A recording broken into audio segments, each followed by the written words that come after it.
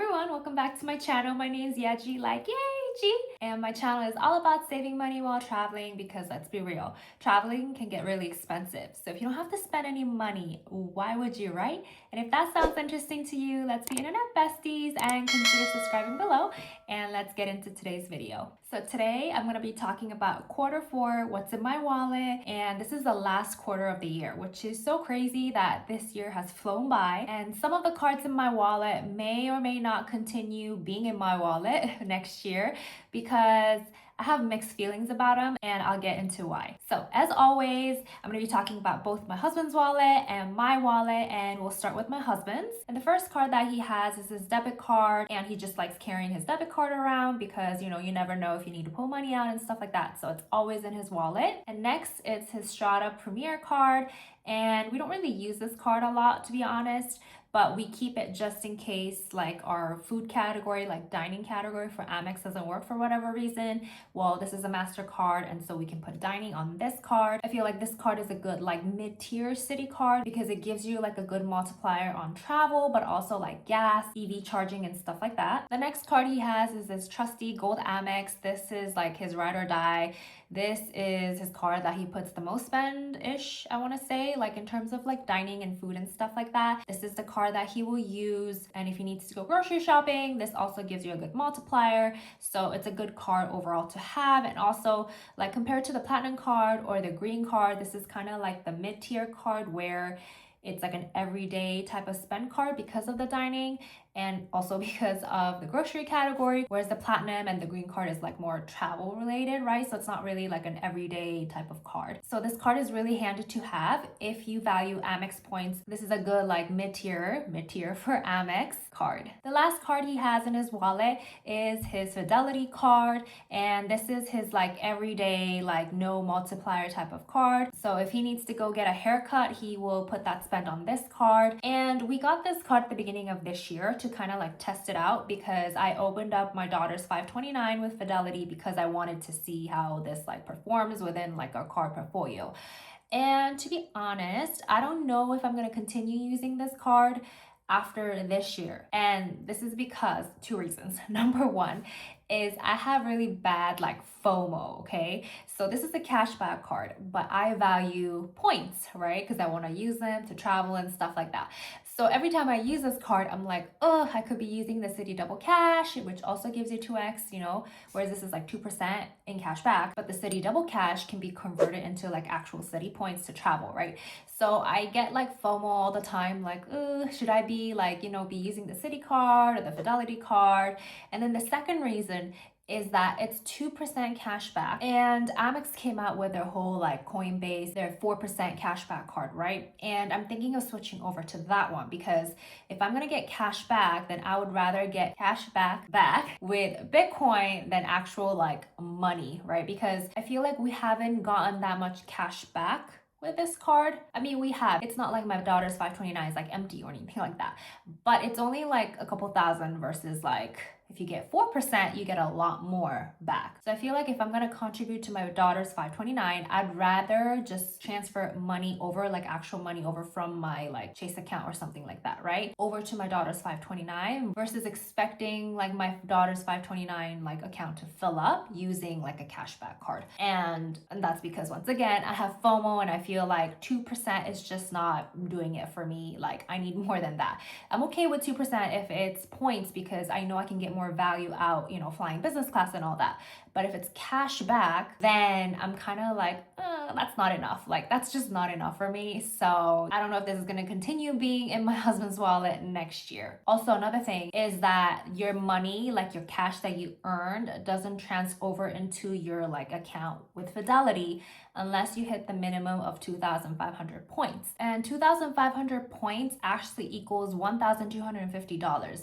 So if you don't spend the $1,250 and let's say that you kind of stopped spending at 1,100, well, then your points are kind of like in a limbo, right? Because they're not like transferred over to Fidelity yet. And that's another thing that I'm like, I don't know if I want to keep this card. And when I say I don't want to keep it, it doesn't mean that I'm going to cancel it. I'll still keep it because it's still a no annual fee and it doesn't hurt me having this card, but I just don't want to be spending on this card when there are other cards that can do so much more for you. So those were the cards that were in my husband's wallet, and he doesn't have a lot in his wallet. He doesn't like carrying a bunch of cards, and he doesn't like to like switch out different cards like I do, because you know his spend is kind of regular. Like he doesn't really shop online. I do that, so it's not like he needs to have all these like diverse cards to use, right? Whereas I, on the other hand, have a lot of cards in my wallet because I like switching them out, and I want to make sure I like max out each card. This is my custom cash card. This is like my ride or die. If you've watched any of my previous what's in my wallet videos, you would know that this card is always in my wallet. Also, if you're interested in what's in my wallet last quarter for quarter 3,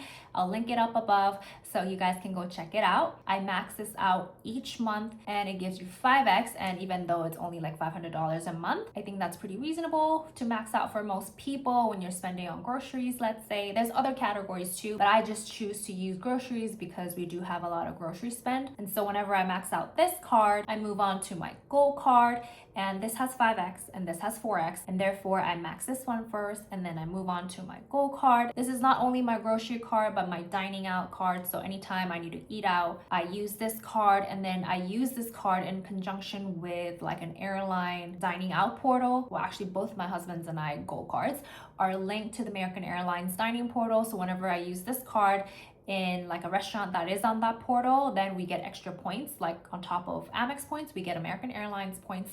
And on top of that, we use the Dosh app where we get actual cash back through the app. So we're kind of like hitting all three at the same time, which is a nice way to stack and get as many cash back or points back as possible. Next, I have 2 Freedom Flexes. One's my husband's and one's mine. And in this quarter, the rotating categories are PayPal, Old Navy, which I kind of thought that was like random. Like I guess they really want people to buy it from Old Navy, right? Or you get 9%, or in our case, 9x, because you have like a higher tier Chase card on Chase Travel. And that's really nice because most of the times the Chase Travel doesn't include tickets, like when you purchase airline tickets, but this quarter it does count. And so if you are buying like airline tickets on top of like PayPal, which pretty much, you know, any merchant accepts PayPal nowadays, I think it's pretty easy to max out $1,500 this quarter, especially with like Black Friday coming up next month.